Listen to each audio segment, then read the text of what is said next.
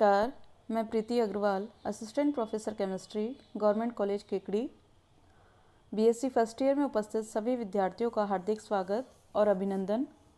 बच्चों, हम physical chemistry में सॉल्यूशन पढ़ रहे थे। सॉल्यूशन में हम कॉलिगेटिव प्रॉपर्टीज़ के बारे में हमने जानकारी प्राप्त की। आप ऑस्मोटिक प्रेशर तथा लोअरिंग ऑफ वेपर प्रेशर पढ़ चुके थे। हमने देखा कि जब भी हम कोई नॉन वोलेटाइल और नॉन इलेक्ट्रोलाइट पदार्थ किसी सॉल्वेंट में मिलाते हैं तो समान ताप और दाब पर सॉल्यूशन का वेपर प्रेशर प्योर सॉल्वेंट के वेपर प्रेशर से कम हो जाता है और वेपर प्रेशर में होने वाली यह कमी सॉल्यूट के अमाउंट के प्रोपोर्शनल होती है और यह कमी कहलाती है लोअरिंग ऑफ वेपर प्रेशर। अब इसी श्रृंखला में हम तीसरी कॉलिगेटिव प्रॉपर्टी पढ़ेंगे, एलिवेशन ऑफ बॉइलिंग पॉइंट, क्वथनांक उन्नयन। सबसे पहले ये पता होना चाहिए what is the boiling point, क्वथनांक क्या है। The temperature at which vapour pressure of liquid is equal to atmospheric pressure, अर्थात किसी भी द्रव का क्वथनांक वह ताप है जिस पर उस सॉल्यूशन का वेपर प्रेशर एटमॉस्फेरिक प्रेशर के इक्वल हो जाता है, बराबर हो जाता है, या कहें जिस ताप पर सॉल्यूशन का वेपर प्रेशर एटमॉस्फेरिक प्रेशर के इक्वल हो जाता है, उस टेम्परेचर पर सॉल्यूशन बॉयल होने लगता है। बच्चों, और आप जानते हो कि वाटर का बॉइलिंग पॉइंट कितना होता है, 100 degree centigrade. It means at 100 degree centigrade vapour pressure of water is equal to atmospheric pressure. अब जब आप कोई नॉन वोलेटाइल सॉल्वेंट में ऐड करते हो तो हमने पढ़ा है अभी कि सॉल्यूशन का वेपर प्रेशर प्योर सॉल्वेंट के वेपर प्रेशर से कम हो जाता है, क्योंकि आप नॉन वोलेटाइल सॉल्यूट ले रहे हो तो सरफेस पर सॉल्वेंट के मॉलिक्यूल्स का स्थान कुछ सॉल्यूट के मॉलिक्यूल्स लेंगे, जिसके कारण वेपर प्रेशर में कमी आती है। अब चूँकि सॉल्यूट की प्रेजेंस वेपर प्रेशर को कम कर देती है, तो हम कह सकते हैं कि जो सॉल्यूशन 100 डिग्री सेंटीग्रेड पर उबलना चाहिए था, या कहें जब pure solvent water 100 degree centigrade पर बॉयल हो रहा था, अब आप उसमें सॉल्यूट ऐड करते हो तो अब वह 100 डिग्री सेंटीग्रेड पर बॉयल नहीं होगा, क्योंकि एटमॉस्फेरिक प्रेशर तक वेपर प्रेशर को आने के लिए ज़्यादा टेम्परेचर की रिक्वायरमेंट होगी। तो हम कह सकते हैं कि नॉन वोलेटाइल सॉल्यूट की प्रेजेंस से उस सॉल्यूशन का बॉइलिंग पॉइंट बढ़ जाता है, क्योंकि आपको सॉल्यूशन को बॉयल करने के लिए सॉल्यूशन के वेपर प्रेशर को एटमॉस्फेरिक प्रेशर के इक्वल करना होगा। इसका मतलब हमें हीटिंग ज़्यादा देनी होगी। तो इस प्रकार हम कह सकते हैं कि सॉल्यूशन का बॉइलिंग पॉइंट सॉल्वेंट के बॉइलिंग पॉइंट से ज़्यादा होता है, और सॉल्यूशन और सॉल्वेंट के बॉइलिंग पॉइंट में यह डिफरेंस कहलाता है एलिवेशन ऑफ बॉइलिंग पॉइंट, क्वथनांक उन्नयन। If suppose the boiling point of pure solvent is equal to Tb and boiling point of solution is equal to T, so we can say elevation of boiling point is equal to T minus Tb. It means boiling point of solution minus boiling point of pure solvent is equal to delta Tb.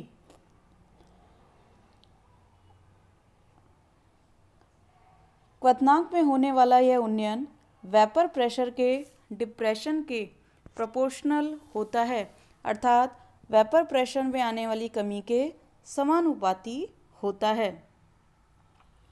यहाँ आप diagram देख रहे हो, जिसमें graph हमने देखा plot किया है वेपर प्रेशर और टेम्परेचर के बीच में।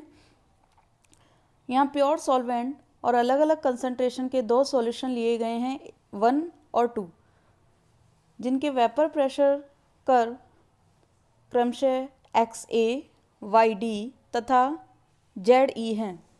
अर्थात XA कर्व सॉल्वेंट के वेपर प्रेशर और टेम्परेचर के बीच में प्लॉट किया गया है, Y सॉल्यूशन फर्स्ट के कर्व को बता रहा है और Z सॉल्यूशन 2 के ग्राफ को बताता है। सॉल्यूशन 2 की कंसंट्रेशन सॉल्यूशन 1 के कंपेयर में अधिक है। तो ये कर्व एटमॉस्फेरिक प्रेशर रिप्रेजेंट करने वाली एक्सिस से क्रमशः A, D तथा E लाइन पर मिलते हैं, या मैं कह सकती हूँ कि इनको बॉयल होने के लिए टेम्परेचर जब हम बढ़ाते हैं तो ये कहाँ मिलेगा, पॉइंट सॉल्वेंट का मिलता है पॉइंट A पर, सॉल्यूशन फर्स्ट का पॉइंट D पर और सॉल्यूशन 2 का E पर। इस प्रकार A, D तथा E से टेम्परेचर एक्सिस की ओर खींची गई लंब रेखाएं लॉन्जिट्यूडनल लाइंस रिप्रेजेंट की जाती हैं TB से। TB सॉल्वेंट के वेपर प्रेशर सॉल्वेंट के बॉइलिंग पॉइंट को बताता है। सॉल्यूशन फर्स्ट के बॉइलिंग पॉइंट को T1 से रिप्रेजेंट किया गया है और T2 द्वारा सॉल्यूशन 2 के बॉइलिंग पॉइंट को रिप्रेजेंट किया जाता है। हाईली डाइल्यूट सॉल्यूशन के लिए वेपर प्रेशर तथा टेम्परेचर में खींचे गए कर्व बॉइलिंग पॉइंट के नज़दीक लगभग एक स्ट्रेट लाइन में प्राप्त होते हैं, या कहीं एक दूसरे के पैरेलल मिलते हैं। तो हम कह सकते हैं कि यहाँ दो, अगर आप ट्रायंगुलर की बात करें, ट्रायंगुलर ABD तथा ट्रायंगुलर ACE, तो ये दोनों ट्रायंगुलर एक दूसरे के समरूप होते हैं। और समरूपता की कंडीशन आप जानते हो कि AE अपॉन में AD is equal to AC upon में AB। चूँकि आप यहाँ देख रहे हो AE बराबर है T2 माइनस TB के, AD बराबर है T1 माइनस TB के, तो जो इक्वल होगा अर्थात T2 माइनस TB अपॉन में T1 minus TB is equal to P minus P2 upon में P माइनस P1। तो मैं यहाँ कह सकती हूँ डेल्टा T2 अपॉन में delta T1 is equal to delta P2 upon में डेल्टा P1। यहाँ delta T2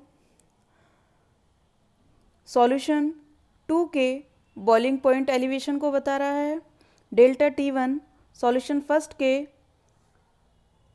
elevation of boiling point को रिप्रेजेंट कर रहा है, delta P2 lowering of vapour pressure बता रहा है किसके, सॉल्यूशन 2 के, और डेल्टा P1 बता रहा है lowering of vapour pressure of solution 1। तो यह इक्वेशन हमें बताती है कि elevation of boiling point is proportional to lowering of vapour pressure, अर्थात क्वथनांक उन्नयन वेपर प्रेशर के अवनमन के प्रोपोर्शनल होता है, समानुपाती होता है। और आप अभी पढ़ के आए हो वाष्प दाब अवनमन में फॉलो होता है राउल्ट लॉ। तो अगर हम यहाँ पे भी राउल्ट लॉ की बात करें तो for dilute solution Raoult law कहता है lowering relative lowering of vapour pressure is equal to mole fraction of solute. It means delta P upon में P is equal to mole fraction of solute is equal to small w, it means gram weight of solute upon में molecular weight of solute into molecular weight of solvent upon में gram weight of solvent।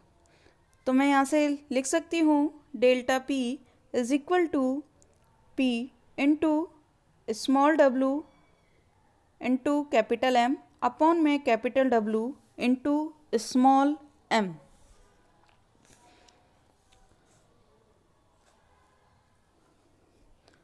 चूँकि हम अभी पढ़ के आए हैं कि elevation of boiling point proportional होता है लोअरिंग ऑफ वेपर प्रेशर के।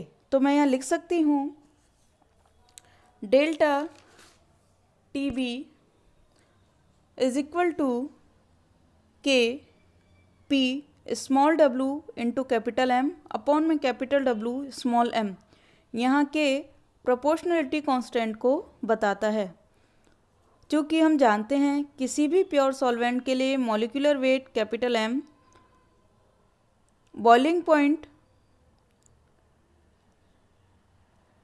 Eight vapour pressure P constant होते हैं तथा K भी कांस्टेंट होता है, और इन सभी कांस्टेंट वैल्यू को हम नए कांस्टेंट से रिप्रेजेंट करते हैं कैपिटल K से।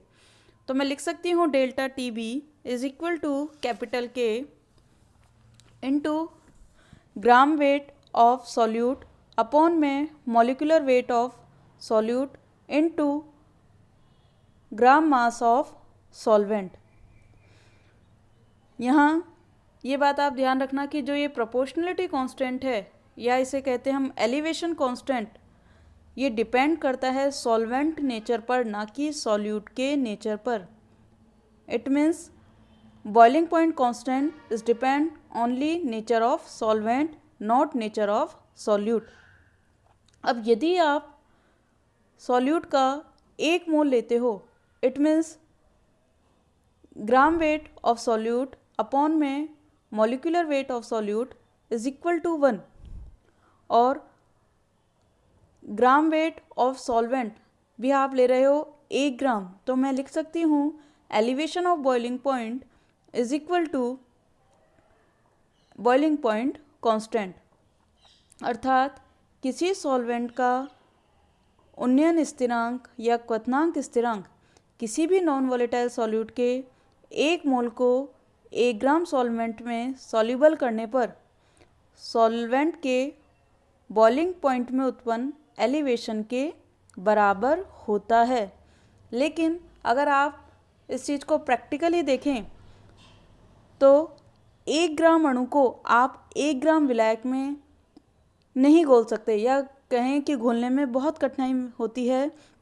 अतः हम 1 ग्राम अणु या कहें 1 मोल विलेय के लिए जो सॉल्वेंट का भार काम में लेते हैं वो लेते हैं 1000 ग्राम या 1 किलोग्राम, जिससे हम सॉल्युबिलिटी को रिप्रेजेंट करते हैं मोलैलिटी में।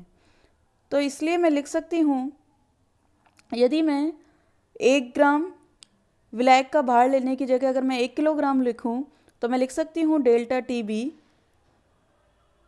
Is equal to capital K upon में 1000, और इसको मैं रिप्रेजेंट करूँगी के बी से।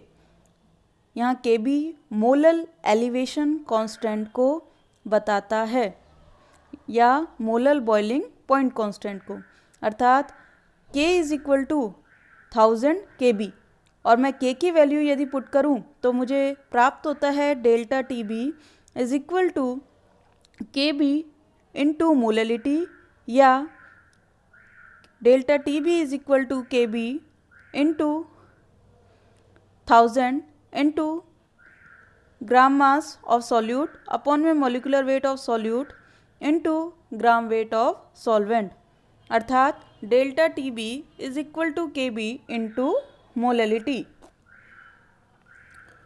तो ये बात हुई एलिवेशन ऑफ बॉइलिंग पॉइंट की।